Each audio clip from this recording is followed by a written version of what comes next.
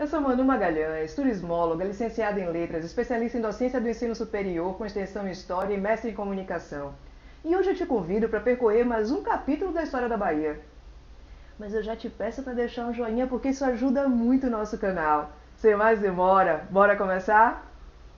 Então, meu amigo, é preciso entender que antes de mais nada existia a Baía de Todos os Santos e ela não estava esperando descoberta nenhuma.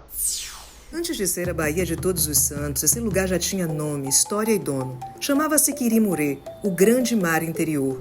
Aqui viviam os tupinambás que navegavam entre ilhas, pescavam, caçavam e se moviam pelas águas como parte do seu próprio corpo.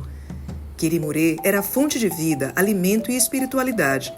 Um território vivo, não uma descoberta. Em 1501, os portugueses chegaram e, segundo o costume europeu, batizaram o lugar com o nome do santo do dia, Baía de Todos os Santos. Mas esse batismo era mais que um nome, era um ato de apagamento. A terra deixava de ser indígena para virar propriedade do rei. A partir dali, o que era equilíbrio virou conquista. Os europeus viam a Bahia como um porto para comércio e defesa, enquanto os povos originários viam o início da destruição de tudo que conheciam. Começava ali a colonização e o silenciamento de Quirimurê. A Baía de Todos os Santos que conhecemos nasceu sob as águas de Quirimurê e talvez o maior erro da nossa história tenha sido esquecer quem já estava aqui.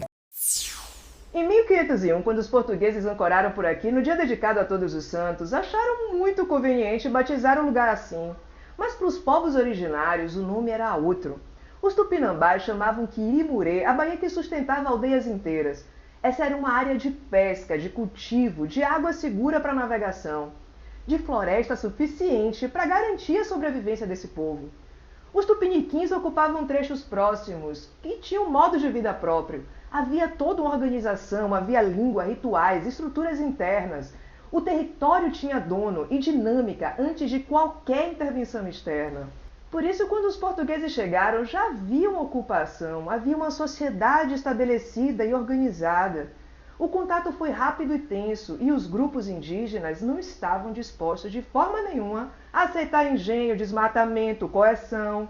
O conflito cresceu à medida que o açúcar se tornou prioridade econômica. Após 1550, os colonizadores abriram grandes áreas para a cana, usaram rios como ligação interna e reorganizaram a região para transporte constante de produtos e pessoas.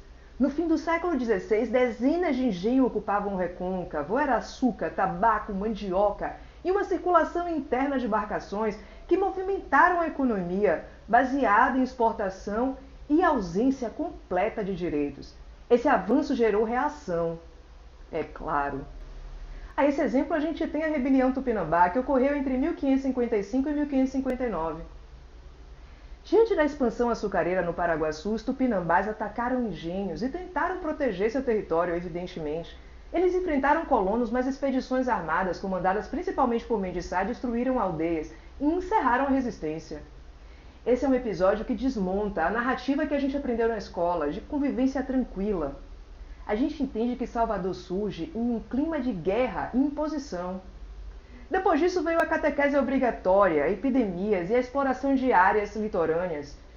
E pense que em poucas décadas aldeias inteiras desapareceram, fosse por violência ou fosse por doença. Ainda assim, o apagamento não eliminou heranças, nem nomes, alimentos, palavras e costumes que permanecem incorporados no nosso cotidiano, no cotidiano baiano. Quando a gente fala de Baía de Todos os Santos como destino turístico, é importante lembrar que ela foi decisiva para o comércio, para a ocupação territorial, controle político e para o tráfico também.